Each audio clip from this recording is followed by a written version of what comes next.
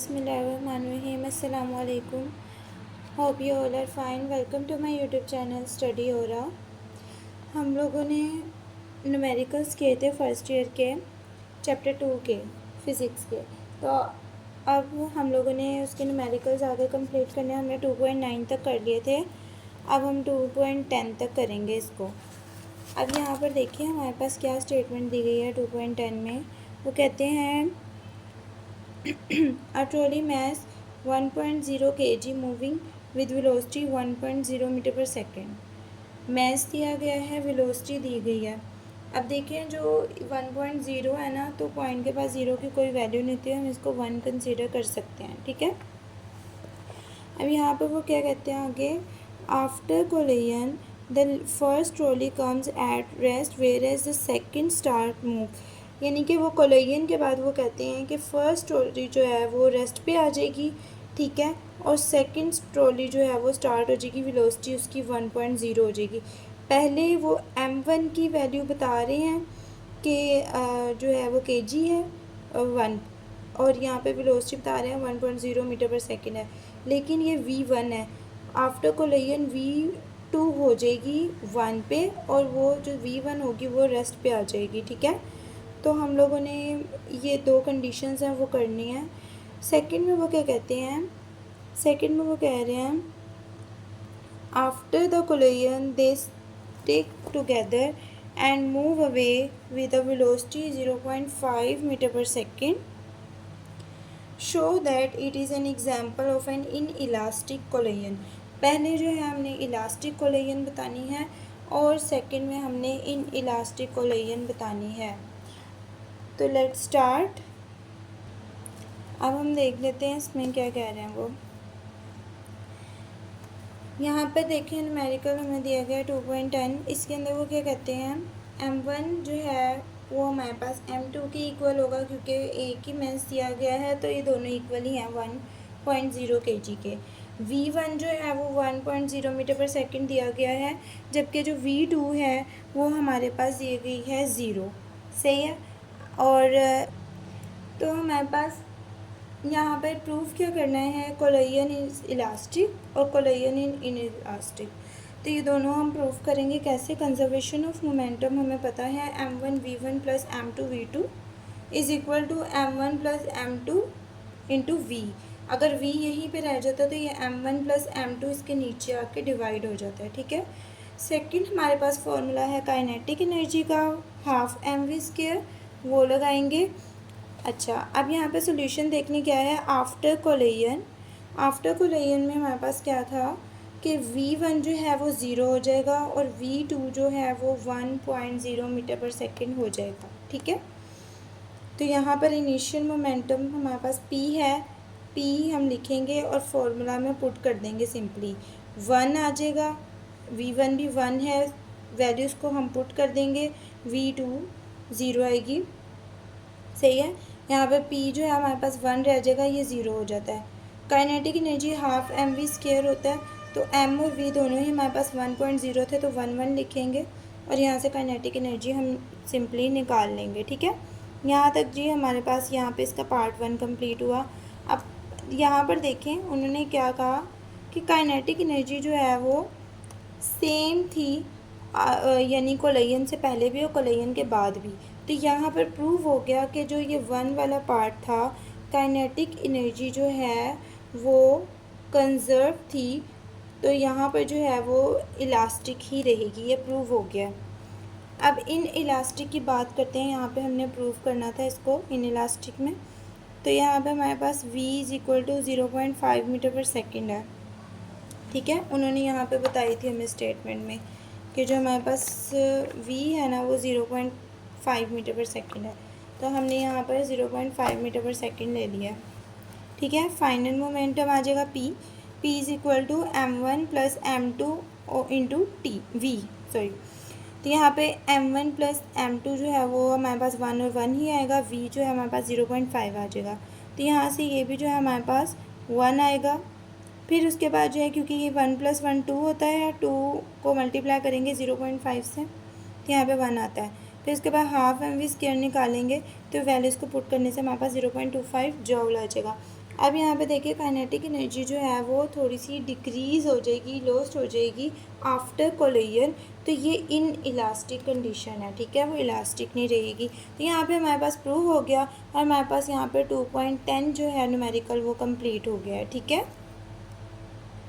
Now 2.11 है हमारे पास। 2.11 में हमें क्या कहते हैं, पहले हम लोग इसकी स्टेटमेंट देखेंगे। स्टेटमेंट में क्या है, a railway wagon of mass 4 multiplied 10 raised to the power 4 kg moving with velocity 3 meter per second collides with another wagon of mass 2.2 multiplied 10 raised to power 4 kg which is the rest।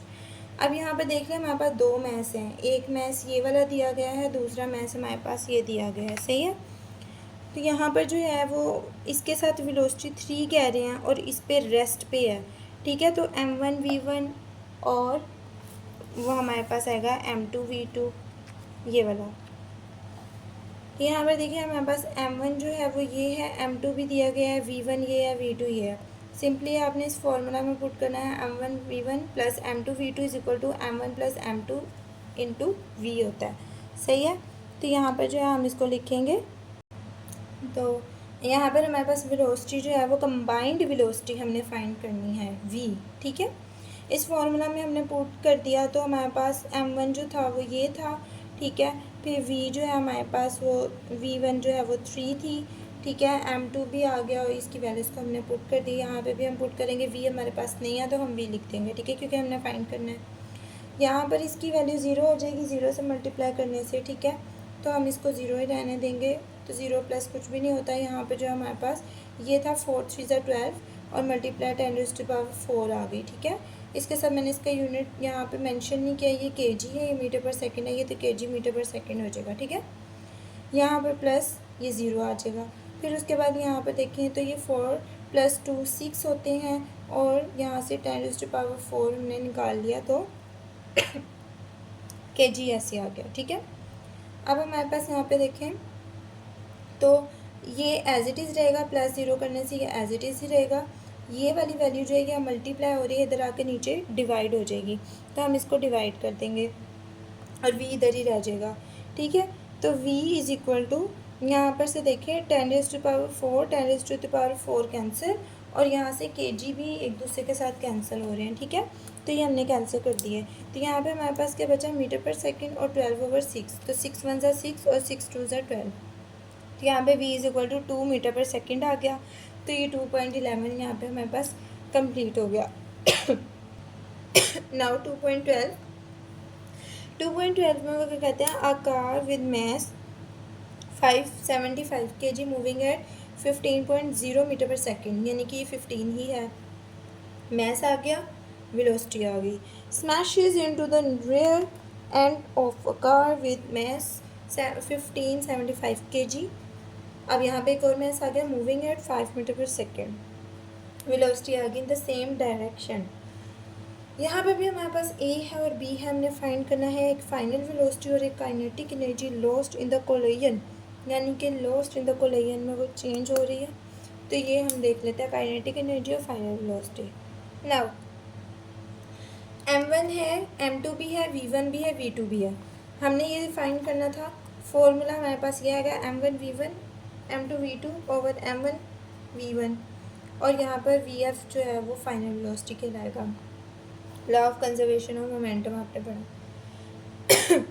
उसके बाद kinetic energy half mv² होता है, लेकिन after lost kinetic energy हमने find करनी थी collision में। तो ये हमारे पास क्या आती है, kinetic energy delta is equal to kinetic energy initial और फाइनल काइनेटिक एनर्जी माइनस करते हैं इसको, ठीक है। तो हमारे पास ये निकल आती है, ठीक है, लॉस ऑफ काइनेटिक एनर्जी। तो यहाँ पर जो है पहले हम इस फॉर्मूला में पुट करेंगे वैल्यूज़ को, m1 फिर v1 m2 v2 m1 v2 m2। फिर यहाँ पर जो है हमारे पास इसको सॉल्व करने से ये आया, प्लस इसको सॉल्व करने से ये और इसको सॉल्व करने से ये आया। फिर हम इनको ऐड ऑन कर लेंगे तो ये आ जाएगा और इसको डिवाइड करने से हमारे पास फाइनल वेलोसिटी निकल आएगी। तो फाइनल वेलोसिटी तो आ गई। बी पार्ट में वो हमें क्या कहते हैं, बी पार्ट में हमने लॉस ऑफ काइनेटिक एनर्जी निकालना था, तो लॉस ऑफ काइनेटिक एनर्जी में वो हमारे पास क्या है, वो ये है हाफ m1v1 का स्क्वायर प्लस हाफ m2v2 का स्क्वायर।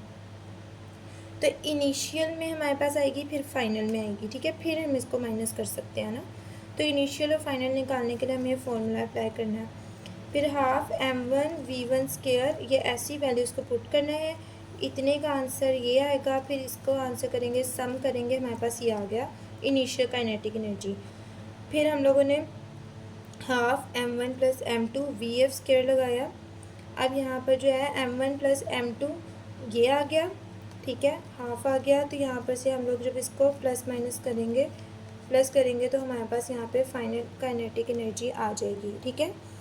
फिर हमारे पास ये वाला फॉर्मूला लगेगा, क्योंकि अब हमारे पास ये भी आ गया है, ये भी आ गया, इनको हमने सिंपली माइनस करना है। माइनस करने से हमारे पास ये आता है, और जब हम इसको पॉइंट में करते हैं तो हमारे पास ये आंसर निकल आता है 2.11 मल्टीप्लाई 10⁴ जॉल, ठीक है।